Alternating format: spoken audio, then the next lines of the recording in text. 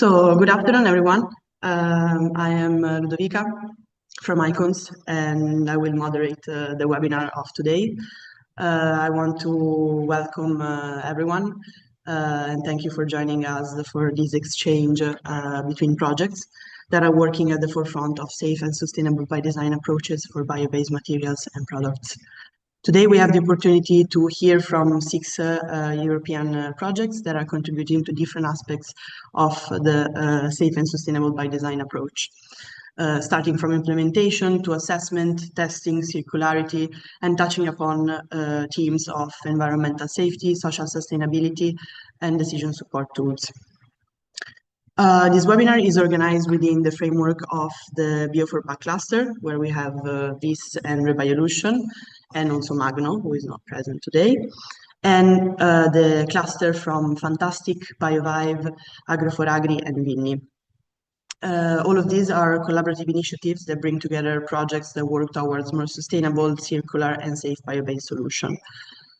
The transition towards a sustainable bioeconomy requires not only innovative materials and technologies, such as the project produce, but also robust methodologies to ensure that these innovations are safe, environmentally sound, socially responsible, and economically viable throughout the whole life cycle.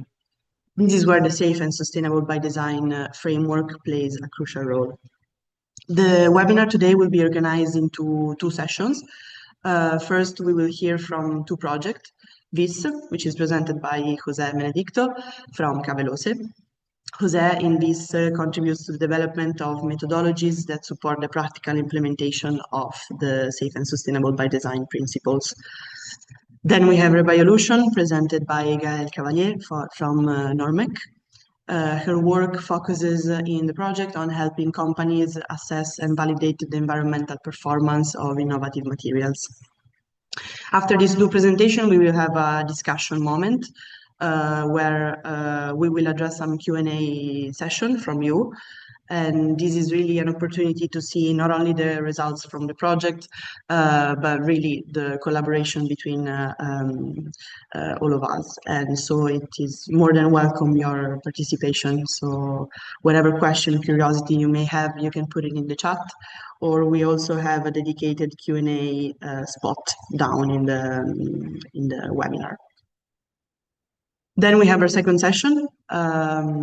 We have 4 projects that are showcasing the complementary perspectives on sustainability assessment, environmental safety, circularity, and practical safe and sustainable by design implementation. First of all, we have PHAntastic, presented by Alba Matamoros from Cavelose and Knowledge Value Consulting. And in PHAntastic, she leads the social sustainability assessment of bio-based polymer value chains, where it is also applied the social life cycle assessment methodologies to support safe and sustainable by design implementation. Then we will have BioBive, presented by Diego Pascual Fernandez from the Centro Tecnológico de Mirada de Ebro.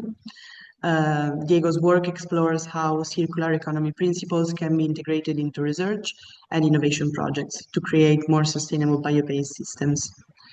The third project will be Agro4Agri, presented by Lars Skjolding from the Technical University of Denmark.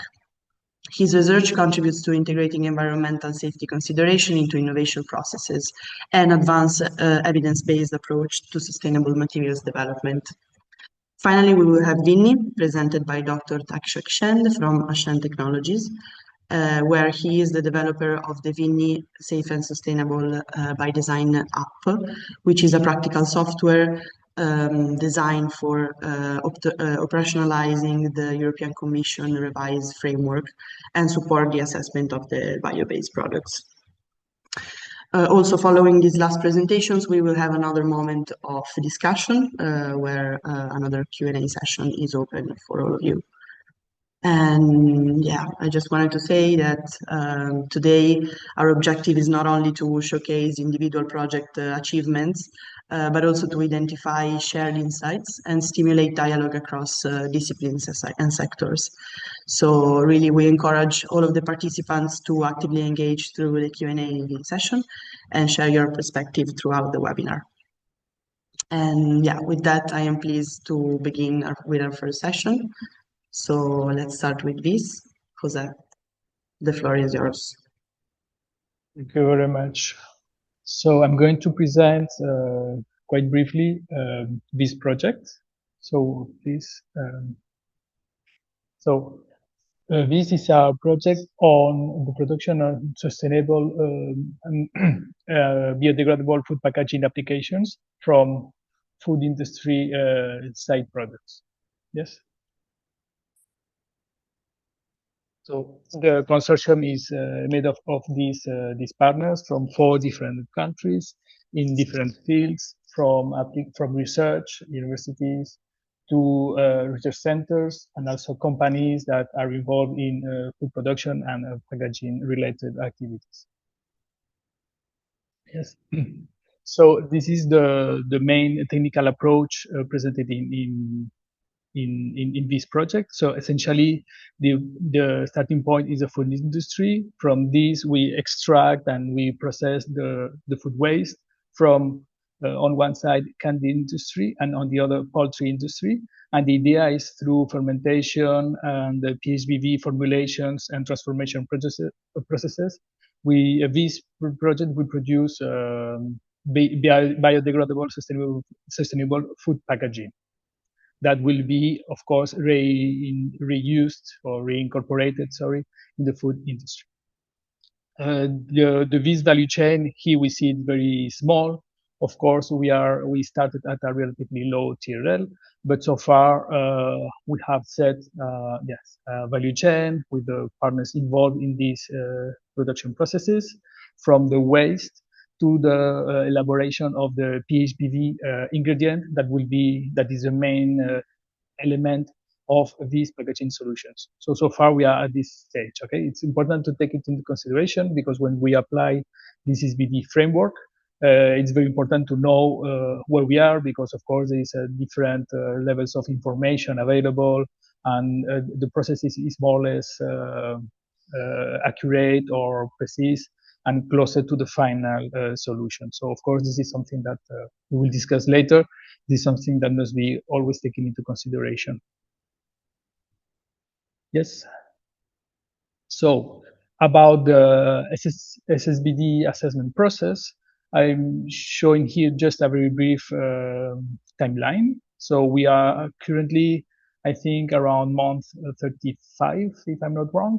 In month 33, so in 2/3 more or less of the project, we have undertaken the interim assessment. So this is the next to last assessment until the final that will take place in 1 year and 4 months or a couple of months. And essentially, in the first 9 months of the project, we elaborated the SSbD framework that is key to apply it throughout the project in different assessment stages. So we had a preliminary assessment in month 18, and now we just had the interim assessment and then the final. Okay, just to let you know where we are. And of course, the problem is that we depend on this assessment and on the application of the framework on the level of evolution of the solution, of course. So this is also very important to take into consideration. The idea of this is to create a homogeneous and assessment process across the 4 dimensions of the SSbD that I think we are all familiar. So the safety, the environmental sustainability, the social sustainability, and the economic sustainability. So the idea is to have an assessment process that will be consistent and the same throughout these 4 dimensions, especially in the scoring system that is here presented. So we decided to use for the 4 dimensions kind of 5 colors to identify clearly if the solution is inadequate, insufficient, or adequate, good, or excellent. Okay. Of course, the idea is to improve the market standards. So the idea is to, at least for the different elements or different indicators assessed, to have an adequate and good and excellent in order to show that this solution is really performing better than the market standards. Okay. And the idea is to combine this scoring or this evaluation for the full this solution. Yes. Here at Caveloce, we are mostly specialized in the elaboration of the framework, but also in the social and the economic assessment. And now I'm just going to present more in deep the social assessment aspect of dimension of this solution.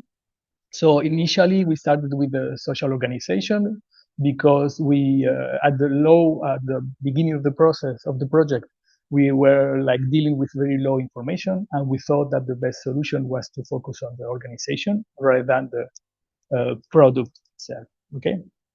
In this graph, we can show the differences, but essentially the idea with the social organization is to assess the full organization, and with the product SLCA,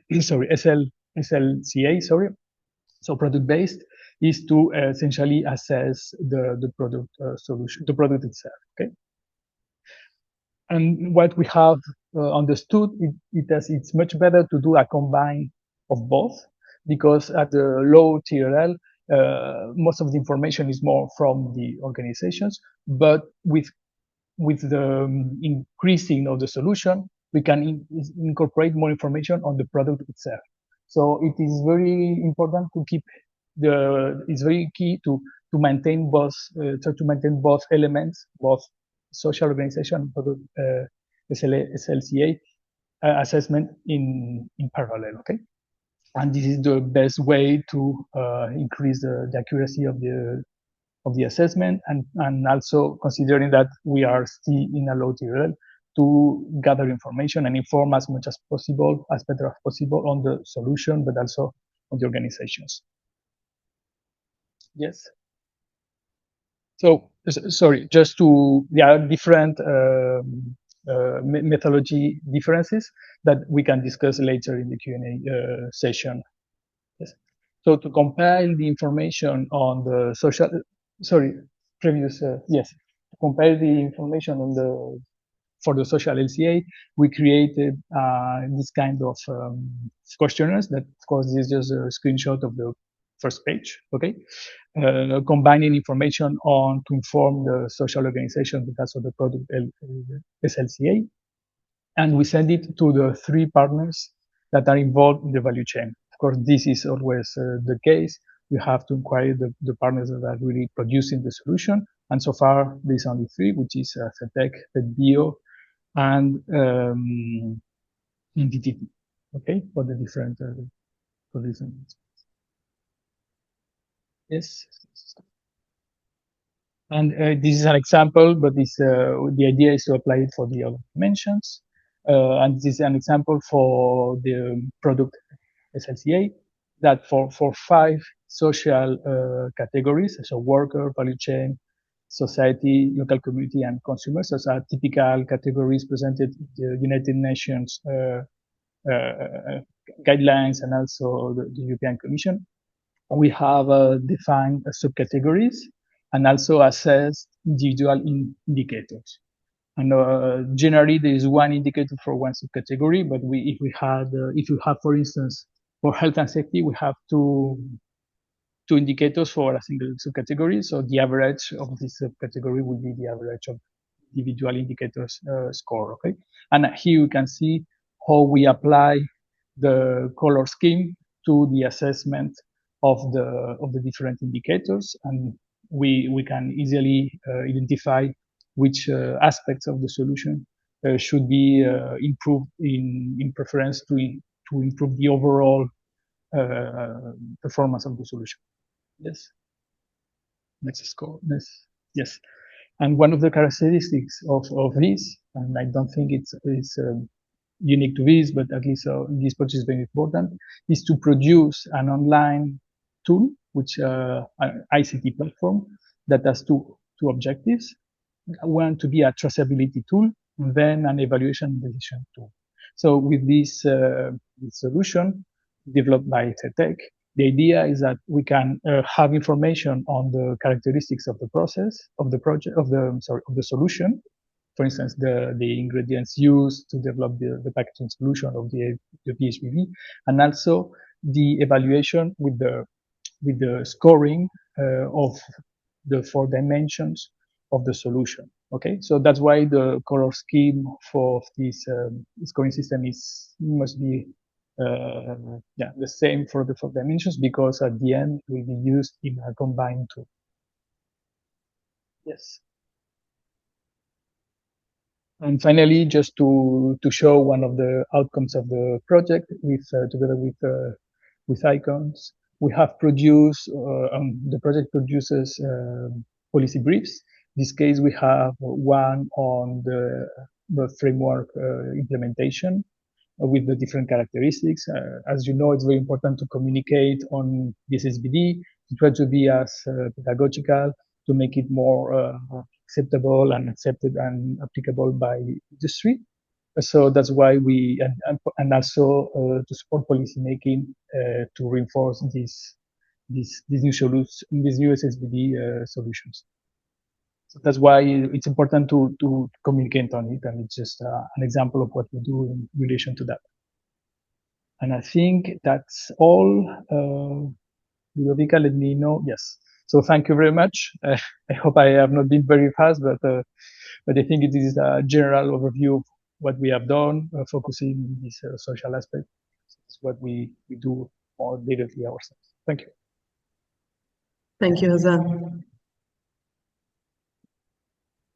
So we can go on with the second presentation from Miguel, presenting ReBIOlution. The floor is yours. Thank you. So we present today a ReBIOlution and the SSbD and how and where the SSbD principles applied to this project. So yeah, next. So just a little reminder on the SSbD. So the first version was published in 2022, and there was an updated version at the end of 2025 that was published. So it is a voluntary framework that integrates safety, sustainability, and performance from the very early stage of product design and through the whole product's life cycle. Who is it for? So it was designed to support the industry in the design and innovation of products, materials, so right from the start. So they are safe, sustainable, and future-proof, so to anticipate future regulation. When we say safe, so one of the first assessment of the SSbD is that substances of very high concentration should not be used.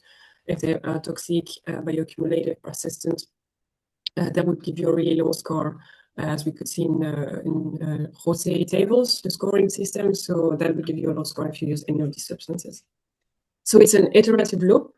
You start by defining the scope, so what's in the assessment out, the system boundaries, the product definition, the different stakeholders.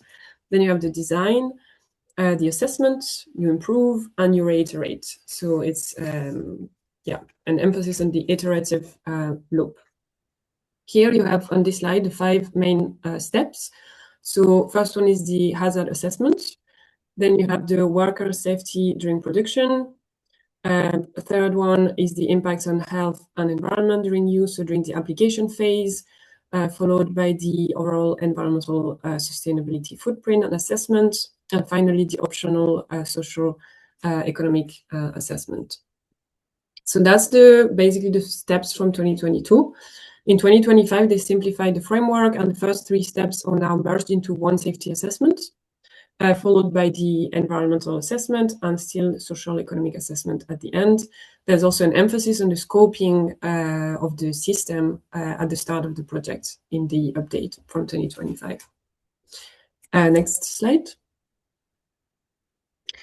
So how are the SSbD principles applied to the ReBIOlution project? So first, what is the ReBIOlution project? So it started in June 2023.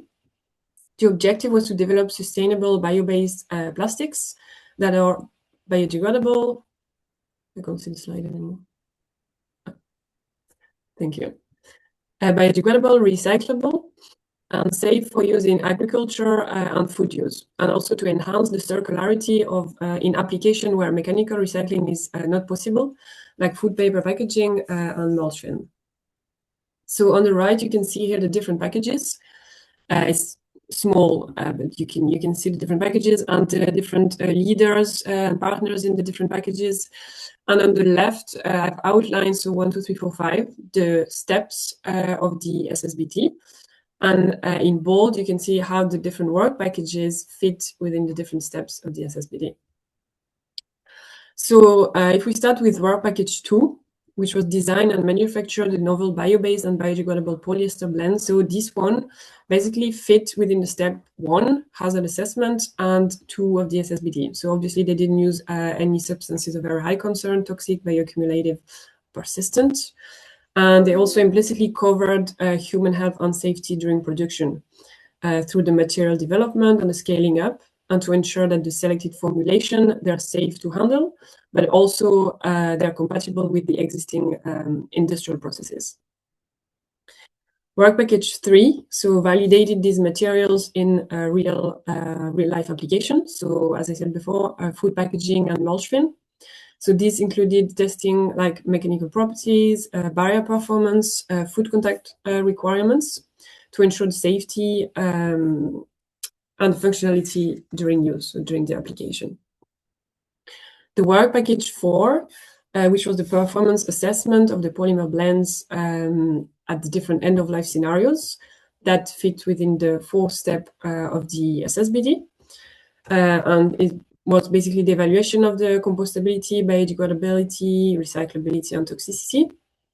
So in Normeco AWS, where I work, so we were the leader of this work package. So to give you an update on the results of this testing, so all the developed compounds, they were industrially and home compostable. Anaerobic digestion was insufficient. The biodegradability in soil and water are still ongoing, but it seems that it will be more difficult to achieve biodegradability in open environments. And we also performing ongoing toxicity tests on plants, earthworm, and microorganisms from freshwater and marine water. Those are still ongoing. And finally, the work package 5, which covered both environmental and economic performance of the value chain, that fitted well between step 4 and 5 of the SSbD. So what we can also see on the image on the right is an emphasis that across all the different steps, there's an iterative feedback loop between the work packages, especially between work package 2, 3, 4, to always continuously improve the materials. And that's an important emphasis in the SSbD to work with that feedback loop. So what's very interesting with this project is that the SSbD was not part of the code, so they did not apply it explicitly, but we can see that the project still naturally followed the principles through the structure and the work packages. So even in this kind of project, the SSbD principles is still being used, and the SSbD is just formalizing what projects are already applying. But just as a reminder, so the SSbD is obviously still applied in European projects, but the ultimate goal is to support the industry to bring those materials to the market. So that's it. Thank you. Thank you. So I don't see questions for now neither in the chat or the Q&A. Don't be shy. I can break the ice and ask Jose and Gael very quick questions. I wanted to ask you, since both projects, ViSS and ReBIOlution, are working both on the safe and sustainable by design framework, but from different perspectives, how do you see the framework helping innovators make better decisions at the earliest stage of material development? Well, if you want to start answering. In my opinion, it allows them to, it's like a proof to future regulation, because you're already looking from the very early stage at what you should not be using, and by limiting already those substances of very high concern, those toxic components, you're already, making a steps towards future regulation and future compliance. Yes, I totally agree, and it's the best way to avoid using harmful ingredients, for instance, or solutions from the early stage. So of course it avoids from the beginning lots of harmful impact, and also I think it sets the pace for the rest of the development. So if you start to do that more at the mid stage, you don't get this work in attitude, let's say, or tradition, or behavior. So if you do it from the beginning with a framework that will be used throughout the development process, it is much easier, I think. The key decisions are taken at the beginning, so it's where this should be implemented.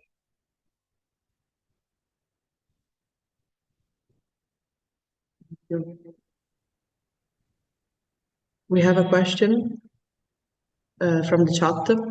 For low TRL compounds, how do you approach the safety aspect in the design phase?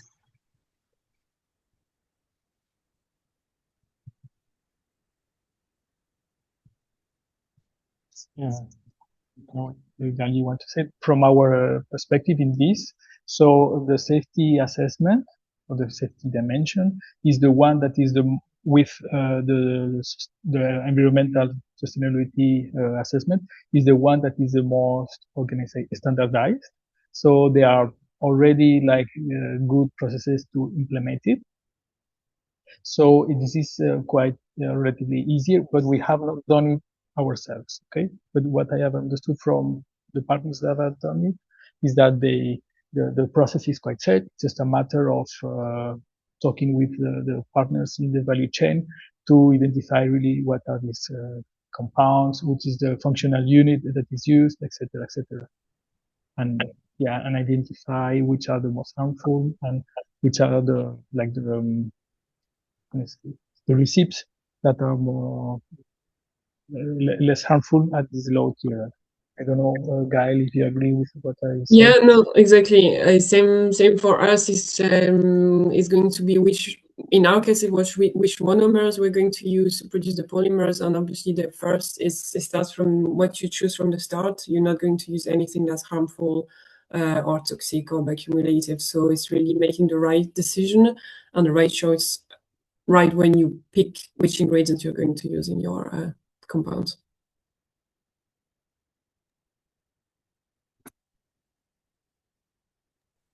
Thank you. Thank you.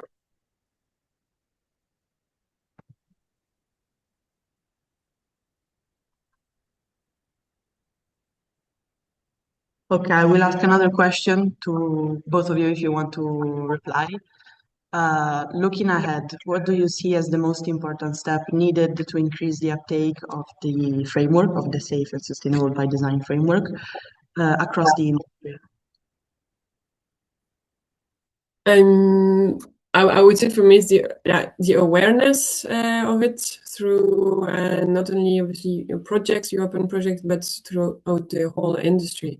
Make companies aware of it so that they can use it as a tool to support them. There's no third-party verification, so no one's going to tell them you're not doing it properly, but they have to do it for themselves. And depending on their budget, how much they can put into it, which steps is more important for them. But it's about awareness about it. And I think alongside with this awareness would be like to create a tool or a standard that will make it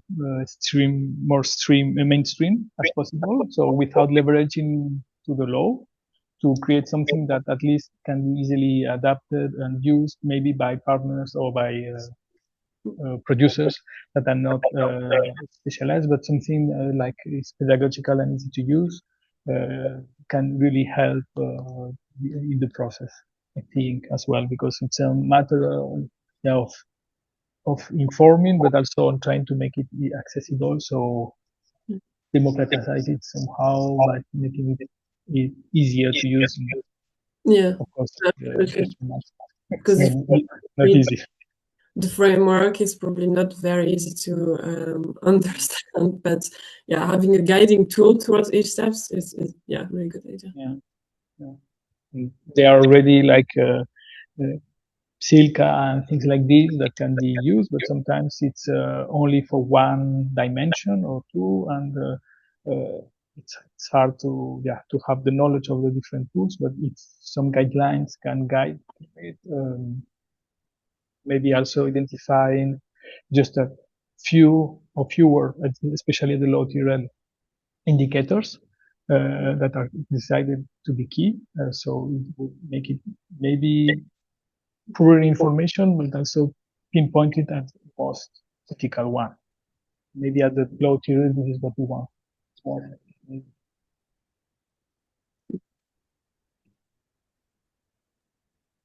Thank you so much. Okay, if there are no other additional remarks or discussions, I think we can go on with the next cluster of projects. So yeah, we have PHAntastic, BIOBIVE, Agro4Agri, and VINNY. And we will start with PHAntastic, presented by Alba.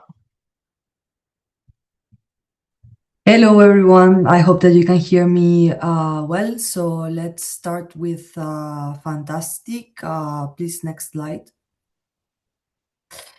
So I want to start this presentation with a question that I think that is relevant for many of us working in bio-based material projects. And the question is that when we replace a fossil-based plastic with a bio-based alternative, do we automatically improve the social outcomes too?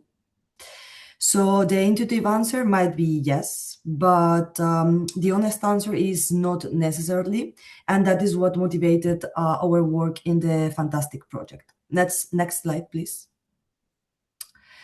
So for those who are not familiar with PHAntastic, it is a Horizon Europe project developing two biodegradable agricultural products. On the one hand, mulch film, and on the other, growth foams made from PHA biopolymers. And within the project, we apply the SSbD framework, which requires us to integrate the social assessment from the very beginning of the design decisions.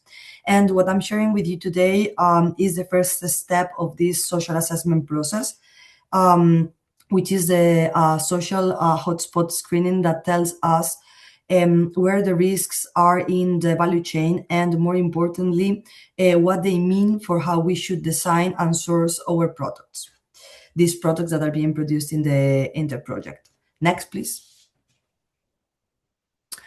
So to do this, we mapped the entire production system. This means 11 processes across 5 countries, which are Spain, the Netherlands, Sweden, China, and the US, to the PSILCA database. And we identified 186 risk indicators at medium, high, and very high level. And then we validated these results through a survey with the consortium partners. And we also carried out a workshop with them in order to discuss the results, to cross-check what the database was telling us against what the people in the value chain actually perceived as relevant. Next one, please.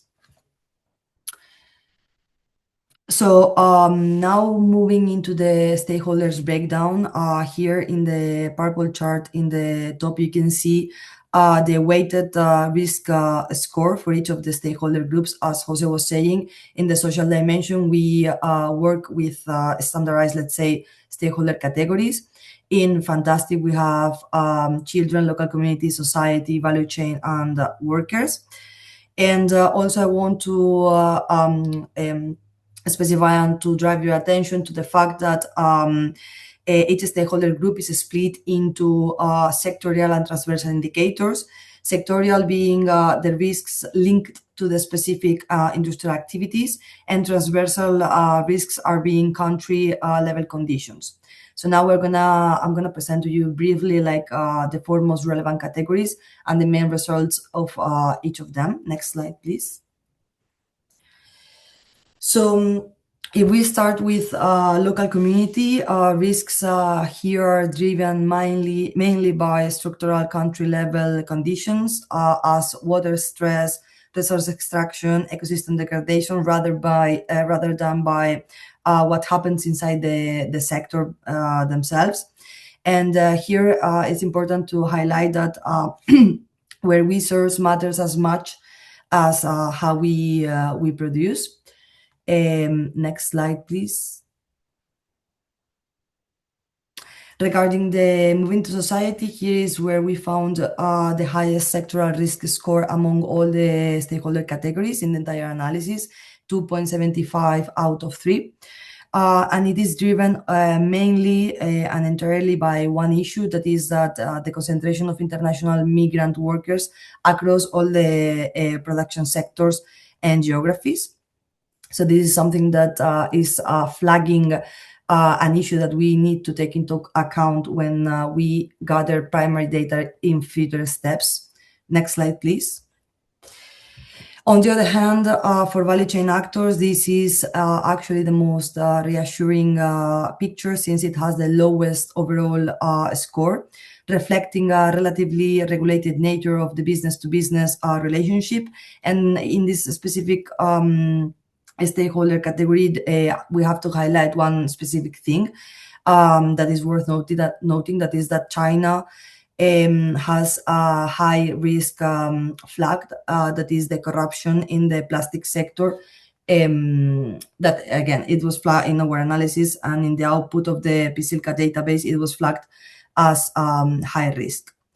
Next slide. And finally, the workers stakeholder category. This is where the most actionable risks are concentrate actually, with sectoral risks exceeding the transversal and the sectorial ones. These issues are systematic. We look here at fair salary, occupational health and safety, and freedom of association. And all these categories are flagged, and in all the sectors where we as a consortium have the most opportunity to influence throughout our sourcing and partnership decisions. So next slide. What can we do with all of these? We have been thinking, and we have been reflecting in some of some preliminary recommendations for the design of the products. I want to highlight here the word preliminary, because this is something that we are still working on.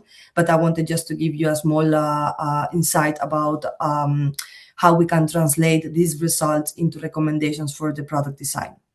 Next slide, please. So the screening gave us mainly 3 priorities. Fair salary has been flagged as very high across all the 7 sectors, including in Europe. So a recommendation would be to that supplier wage standards should become a sourcing criterion from this stage before commercial decisions are locked in. Then biodiversity. Because bio-based doesn't does not automatically mean better for nature. So our recommendation would be to assess the feedstock origin and production location. It needs to be evaluated and traced against their biodiversity impact, not just taking into account the technical performance. And last but not least, local employment quality, because it's true that when we aim to scale up the production, we don't only need to prioritize job creation, but also job quality. And the working conditions of the work that is being created, theoretically, once we scale up the production, needs to be guaranteed and needs to be part of the design conversation now. And we also have 2 open questions that will shape our next phase, because migration was flagged as one of the biggest concerns to take into consideration in this screening. But it is underestimated, its impact is underestimated by the partners compared to what is shown in the data. And also another point of further discussion is the technology development, that it is perceived as highly relevant by the partners, but not yet captured in the data analysis. So these 2 points will feed into the indicator design for the following projects deliverables and data gathering. Next slide, please. So this is where we go from here. As you can see in the screen, we will carry out 2 parallel data tracks. On the one hand, first we will gather primary data from the consortium in order to corroborate the risks that has been flagged by the screening process that we carried out. And then on the other hand, since I explained, we have also to check on the flagged risks in China and the US, but in this case, we will use secondary data analysis in order to corroborate the information provided by the flagged by the BIOBIVEand database. And one key takeaway, designing a sustainable product is not just about the material. It is also about every decision made along the way. This means where you source, who you work with, and under what conditions. So this screening gave us like the signals, or gave us like the information to where to look at. And in the future steps that are this primary data collection, we will be able to actually find and corroborate if these risks flagged by this screening are applicable to our value chain. And that's it. Next slide. Thank you very much for your attention. Thank you, Alba. So now we have BioBive presented by Diego from the Centro Tecnológico de Mirada de Ebro. Diego, all yours. Hello, everyone. I'm gonna present the progress in the BioBive, that is the biodegradable delivery system for plants pathogens, for pathogen control on horticultural through bioactive agents. Next slide, please. Okay, so BioBive is funded by European Union. The consortium is composed by 16 partners of six countries, university, research centers, SMEs, cooperatives, and wildlife enterprise from Norway, Denmark, Netherlands, France, Italy, and Spain. Next slide, please. Okay, so the main challenge is to reduce the dependence of the European agriculture from synthetic pesticides for plant disease control. Although effective, this dependence has significant cost for ecosystem, human health, and long-term soil sustainability. As we have seen during this webinar, European Green Deal and Farm to Fork strategy aim to cut the pesticide use by 50% to 2030, requiring new, effective, and environmentally responsible plant protection approaches. Next slide, please. So the proposed solution is in the project is to use the natural substances to protect plants by combining biology and advanced materials. Different kinds of bioactive agents will be applied by 3 different delivery platforms. The delivery platforms are in the biodegradable mulch films, unsprayable mulch film, and biochar. And the bioactive agents, we are trying a lot, but it seems that the best results are with basic substances like Netherlands horsetail extract, bacteria serenades, and fluorotannin extracted from brown algae. Next slide, please. Okay, in BioBive framework, SSbD is used to identify methodological gaps and improve decision-making support for low TRL research, rather than solely as an evaluation framework. So for safety assessment, we established 3 evaluation processes. First, the cytotoxicity of fluorotannin that are extracted from brown algae are studied in liver and kidney cells lines. Also, a risk-based assessment of the functionalized systems, considering the hazards and the intended use in line with REACH regulation for production and use phase. Furthermore, consideration regarding end-of-life scenario and circularity aspects will be determined. The environmental aspects are evaluated by the cradle-to-cradle LCA of the 3 delivery systems in combination with the different bioactive systems and in combination with the different delivery systems between them. Furthermore, some soils KPI will be evaluated before and after the application of the different treatments in order to characterize the soil quality improvements of the different applications. Last, the socioeconomic pillar is being assessed by 3 different assessments. First, life cycle costing that will be applied with CIMAPRO, like the LCA process. But furthermore, we are developing a methodology combining a cost-benefit analysis and a techno-economic assessment that is being developed to assess the socioeconomic dimension. Next slide, please. Okay, finally, I would like to highlight some of the main challenges when we are already encountering the SSbD and those that we expect to face when we advance with the process. So, as the project is still ongoing and the SSbD is in their early steps, these observations are based both on our current experience and on the challenge we foresee as the project progresses.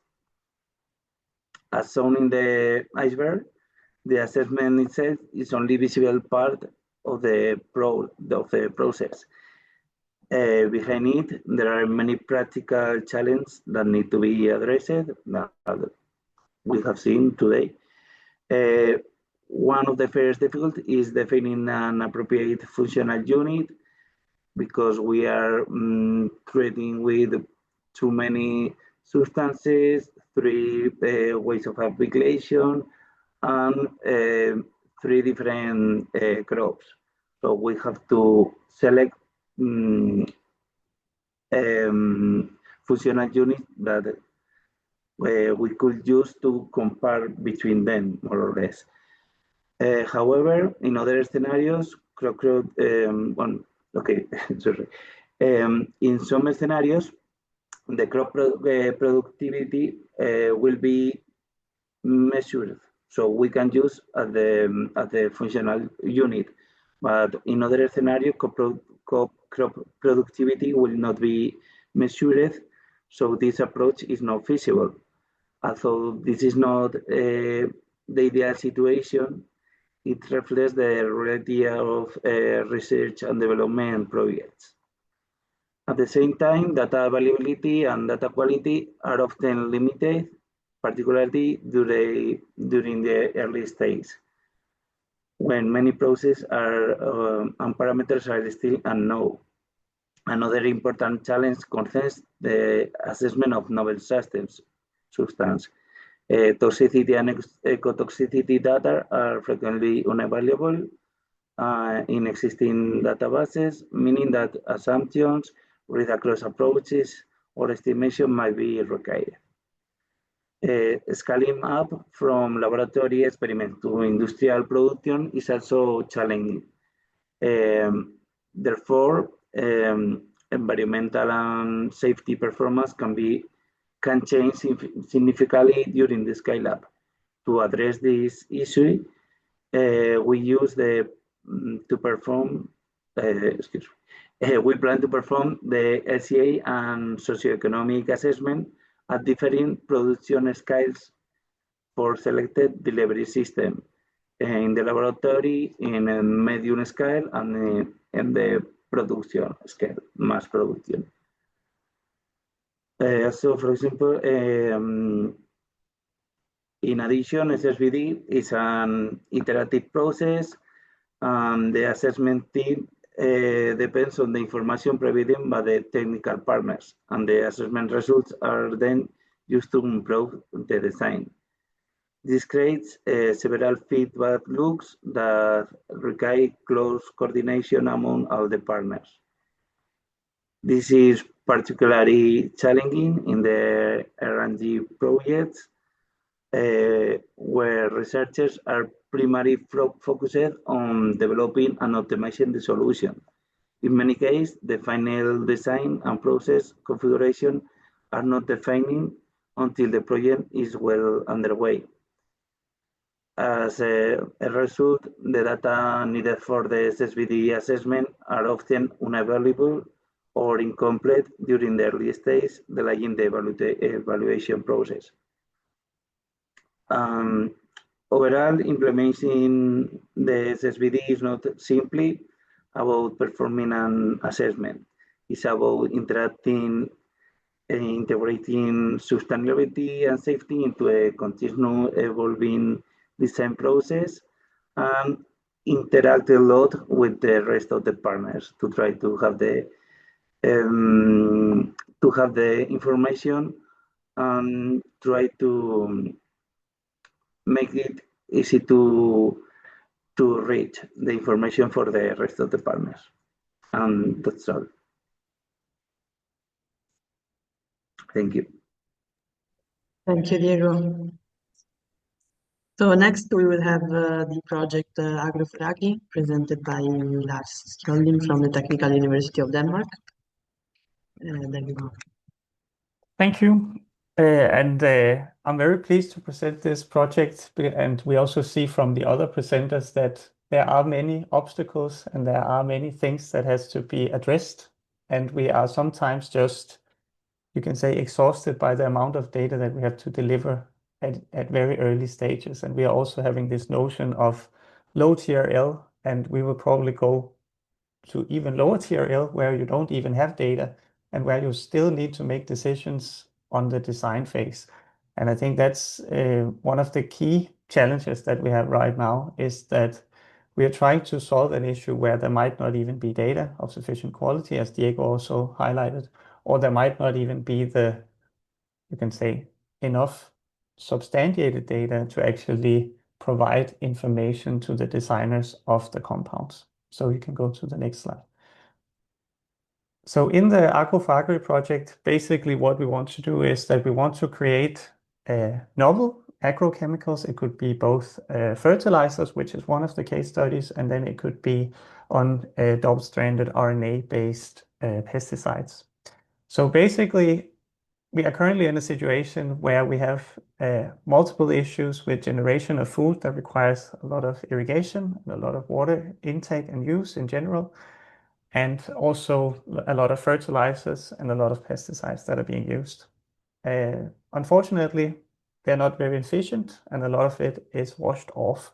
So we need to have more efficient and more effective ways to administer and use the different functional units, you can say, and the different pesticides or different fertilizers. So basically, we want to reduce the wash-off. We want to reduce the non-target toxicity if we're talking pesticides. And we do that by developing novel entities where there is very little data in general. And the data that we then have to generate would have to be sufficient to decide which novel entities or which compartments we want to move further with, or which design decision supports that we can create at the moment. So currently our case study is for the fertilizers that are based on either nanocarriers or biochars. And basically we want to see that if we can reduce the wash-off and if we have unintended effects on aquatic organisms or terrestrial organisms. So basically trying to address the biodiversity aspect and to see if we have issues with risks associated with these. So next slide, please. So for the practical implementation, you can say that we are working primarily in the one called safety and sustainability assessment of the whole wheel of different SSbD implementation in practice. And it's clear that also from the presentations here, that we are often getting into the system at a relatively late stage, you can say, to assess it, because we need to first have a functional unit and we need to have a product or a technology that is already so advanced that we can actually test it or have a material definition of what we are going to test. So what we have been implementing in the Agro4Agri project is basically that the initial implementations have been that we want the functional unit, so we want a functional product, and that part, in this case, we have developed 2 different carrier systems with 3 different fertilizers for the fertilizer parts, and by that we have also started to screen out just the literature, what is available. That's been done in work package 2. So that's kind of like the first iteration of the wheel, you can say. And then from that point of view, we already make the decisions. Are there thresholds that we are exceeding from a safety point of view that is not acceptable? Then we will, of course, screen out those products or those formulations or alternatives that have been chosen. As we then progress in the maturity of the technology, we will start to have a materialized format of the different technologies that will then be experimentally tested on different target organisms that are also regulatory relevant and compliant with the current REACH guidelines or ECHA guidelines. Basically, what this entails is that for the ones where we have enough information initially, we will use those as screening criteria, so they will not be intended for use further. In this case, we are working with advanced materials, so basically we are trying to make it even more complicated than what it was for organic materials or for ones where you can establish QSAR relationships. So for advanced materials, we will try to use the approaches that are in the next slide, which is basically trying to say, if we have an advanced material, can we then at least exemplify or make it certain that we are having an advanced material throughout the life cycle, or in which parts of the life cycle do we have an advanced material, especially because the advanced material will require even a larger data package that we do not have at the early TRL levels, you can say. So basically, we're utilizing the tools that have been developed in previous European projects, especially Harmless, which is this advanced materials earliest assessment tool, which is the AMIA, which basically say, when does the advanced material throughout the life cycle not persist as an advanced material anymore? So basically, when can we go back to the normal regulatory framework and assess or comply with the current standards that are here? So this is one of the tools, and the other tools is the one that is developed for OECD, which is the Early for ADMA, which asks generic questions on 2 different tiered approaches, basically having approximately 15 questions that are related to both environmental health, but also regulatory adequacy. Are there things that are more difficult to address due to the nanoform? And then also sustainability, but it's also covering the parts about social acceptance or social sustainability in that part. So for the next slide, it's primarily on the test scheme that we have utilized and what have we tried to put up or come up with. I see that the slide is a bit wonky in this one, but I will try to go through it. Basically, we will have 4 different nanocarriers that will make the starting point, and then they will have 3 different functionalizations with the fertilizer, and then they will be encapsulated in an organic polymer that will basically try to retain some of the water. So basically, when you irrigate your fields, the polymer will try to retain some of the water so that the crop actually has the water available when it needs to grow. And in this case, we are then trying to implement the AMIA system by having the suspension preparation, so making a suspension of nanomaterials or advanced materials, and then see when they start to move out of the advanced material range.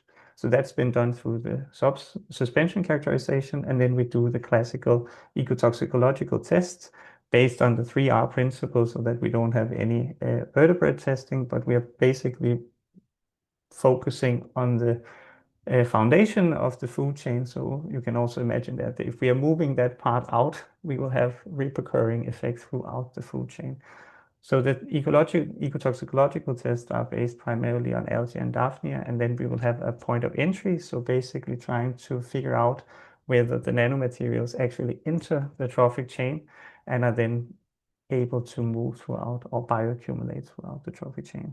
So this is a simplified test system, but basically you can see already now that the investment in terms of money or economy is large because you have many different options already at this point to choose which one do you want to progress with.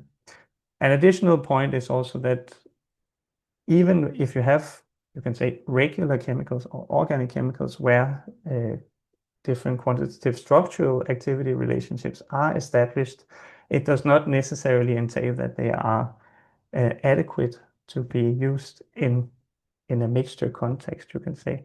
Because if you have you can envision the functionalization that we have on the slide here. If you have a hydrophobic substance that is then put on top of a particle, for instance, then the hydrophobic substance will be bioavailable for the organisms that are eating the particle, for instance, or interacting with the particle. But the substance in itself will usually be waived in the current regulatory scheme, which can be a bit difficult to handle. So if you go to the next slide, we will just sum up with the conclusions. So to do the earliest assessment, we will try to establish benchmark materials to perform this earliest assessment based on the literature. So it will be based on simplified questions that could be related to human health, environment, regulation, with simply yes/no questions that should also be, in theory, able to be filled out by small or medium-sized companies with limited information about their substances. Then we have to evaluate to which degree the material that we have now resembles a known substance or technology, and this can also be used to identify whether there's novel or unforeseen risks or safety issues that we have to be aware of. And then we need to identify whether the compound maintains their novel aspects throughout the life cycle through this characterization and suspension stability. So yeah, as we also seen throughout the presentations today, the design phase is inherently difficult if you don't have any estimations or data, especially for the low TRL materials, both because the appropriateness and the fittest applicability domain can be somewhat undefined for new substances that does not have adequate data sets yet. Then we will try to recommend that you will use a tiered approach, so we can build the case study, you can say, by initially using more simple or indicative test systems. They can be both in chemical, in vitro, or in vivo systems to increase the amount of information along the technology maturity life cycle. And basically, that's also what the sustainability by design concept should entail, but it's maybe difficult at the moment to say what should we actually prioritize. And from our point of view, I think it's inherently most important, you can say, to address the functionality with each of the iterations, because if you suddenly have a product that does not work anymore, well, then that makes it probably safe, but it will not be sustainable in any way because you're not addressing the issue that you raised initially. And with that, we can go to the last slide, and that's just thank you for your attention. And if you have further work or further questions related to the work, you can always write me an email or visit the homepage for the Agro4Agri project. Thank you.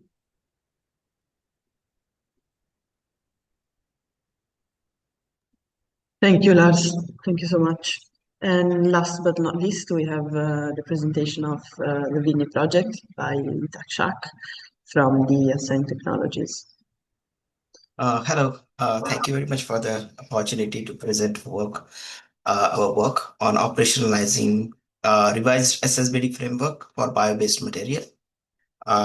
We work at Ascent Technology Limited, and we are part of the VINNY project, where we are specially focused on implementing SSbD for VINNY project. Next slide, please.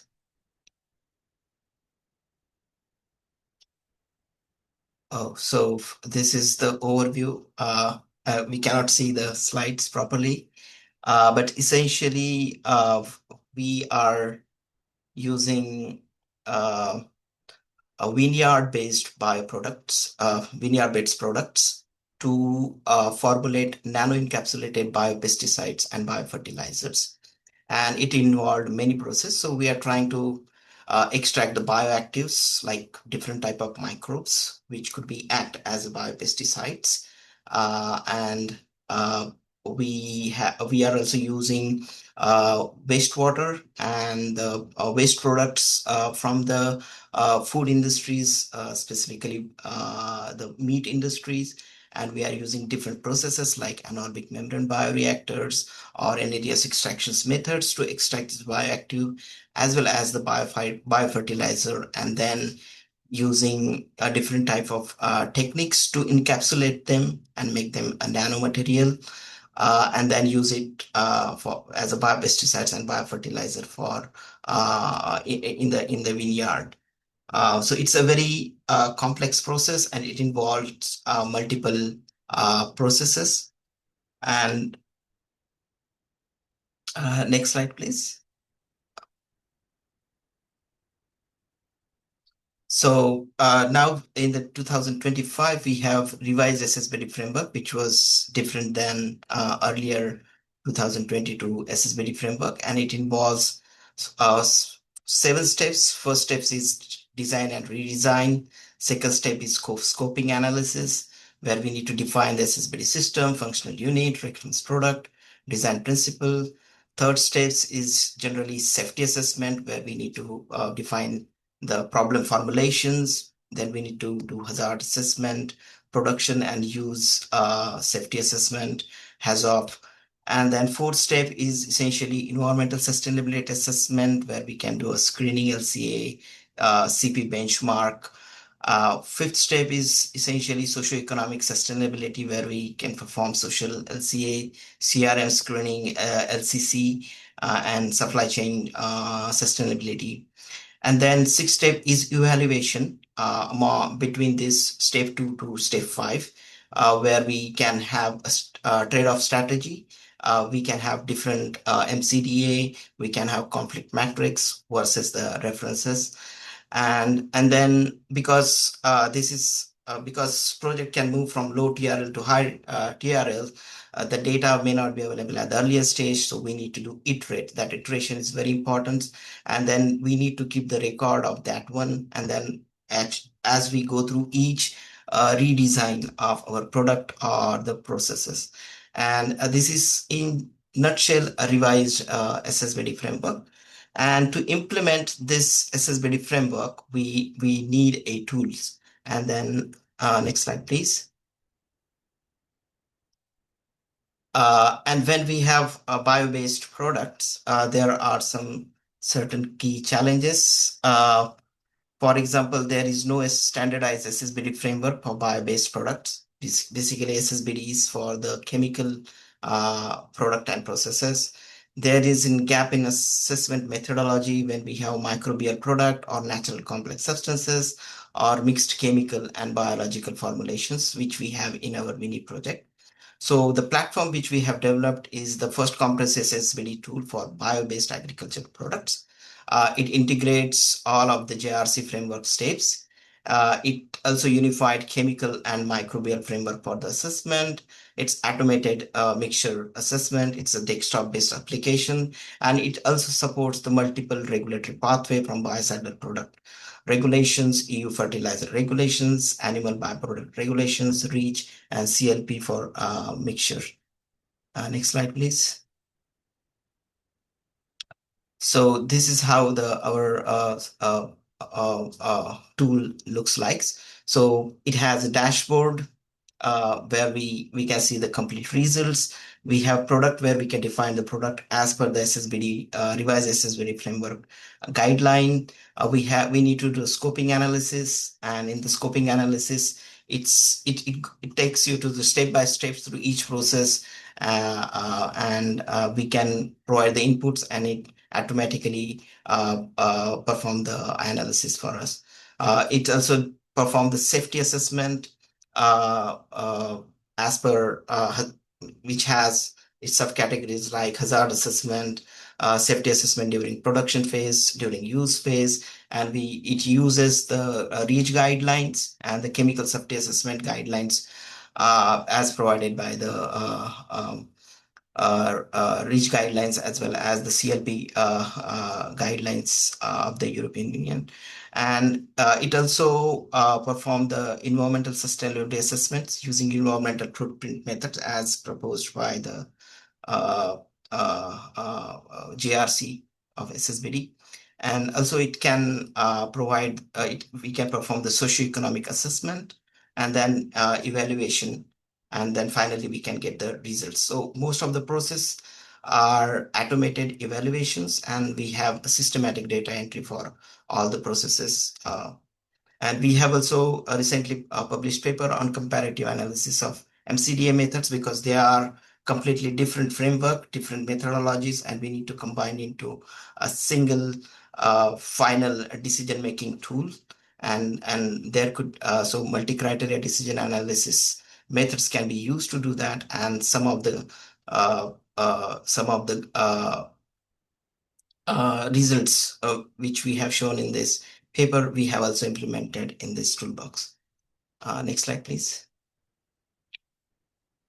So this is essentially how the final score would look like on different pillars of the device SSbD framework: safety, environment, and socioeconomic assessment. So we can do in this toolbox chemical hazard assessment using CLP REACH guidelines, microbial risk assessment using BRP guidelines, mixture assessment based on the CLP methodology, tier 1 exposure modeling using ECTOC TRA methodology, environmental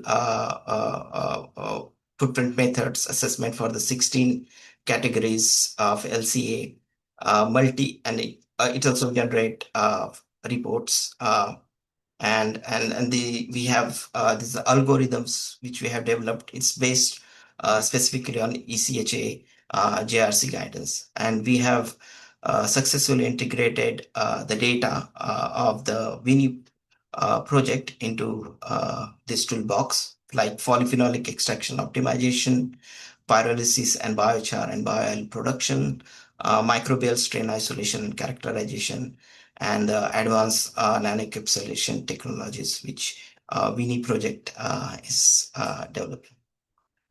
Thank you. The next slide, please. Thank you. Thank you, Rakshak. Okay, I will ask you a question to all the presenters in general who wants to reply, just to start the conversation, to open the discussion. And then we will see if we have other questions.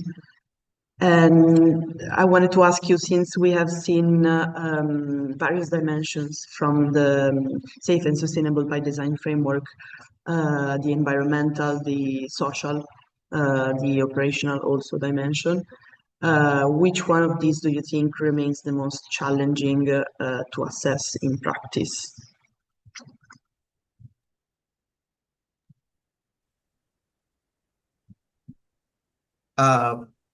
All dimensions has its own assessment criterias, and every assessment requires data, and that data availability is the challenging aspect, whether it is hazard assessment, life cycle assessment, or a socioeconomic assessment.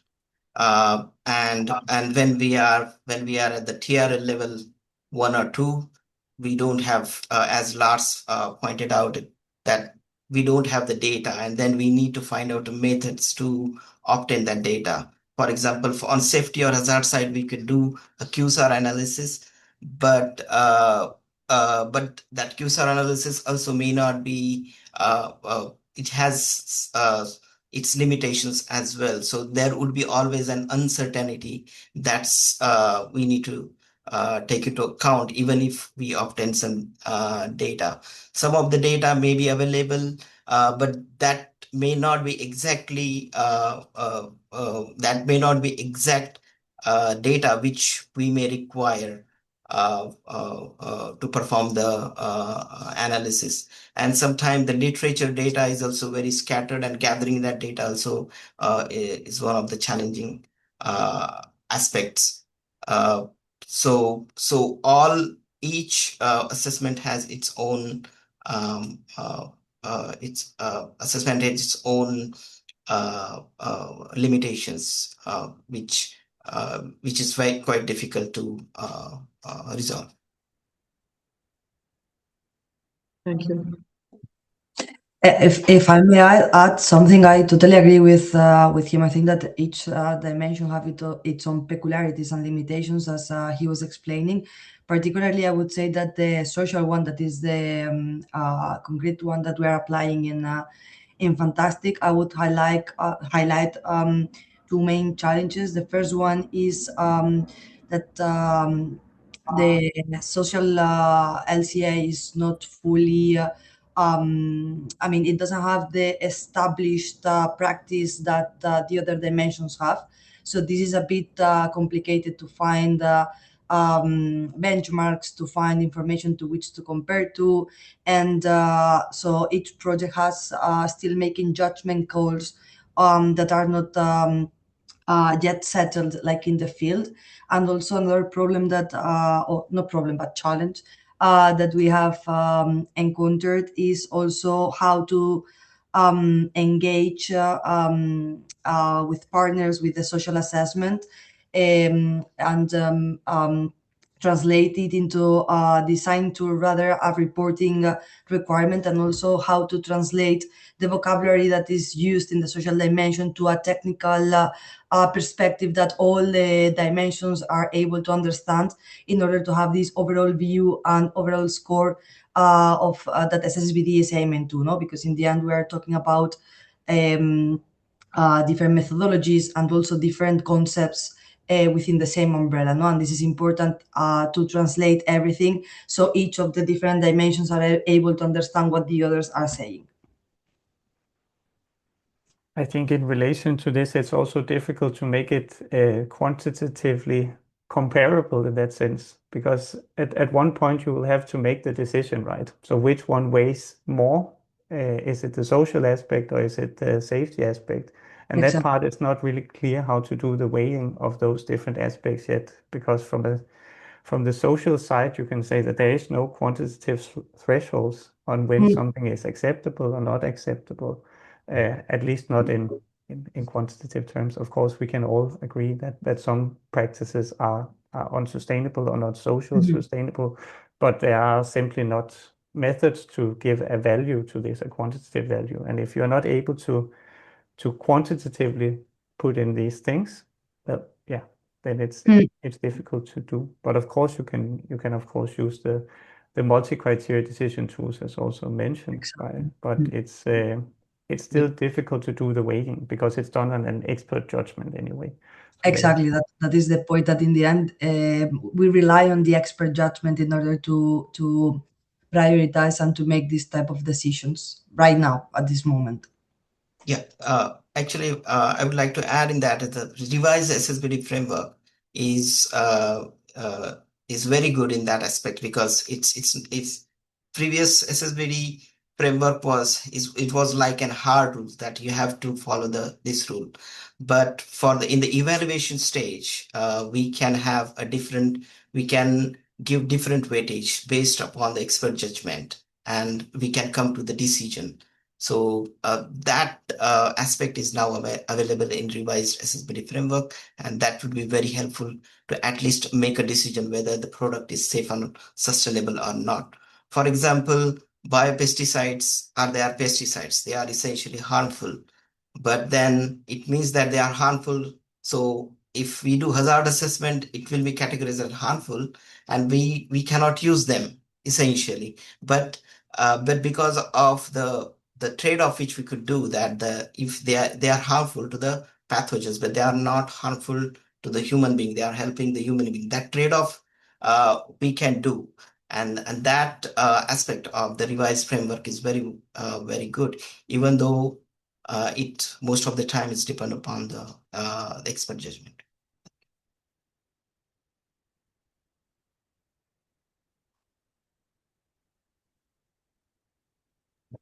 Thank you all.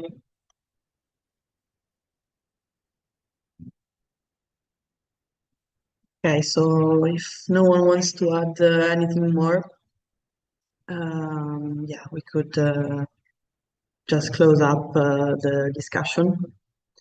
And thank you all for participating. Thank you to the speakers and to all the participants. And yeah, today we highlighted how the SSbD is evolving from the conceptual framework in different projects to a practical approach that can support innovation actions through the entire value chain of bio-based materials. And yeah, I would like to thank you all. If you have some other questions or some other remarks, you can also contact the speakers, as you saw. And yeah, the recording of the webinar will be available online, and we will also provide the presentation for everyone. Thank you. Thank you very much. Thank you. Thank you. Thank Bye-bye. you. Thank you all the attendees. Thank you. Thank you.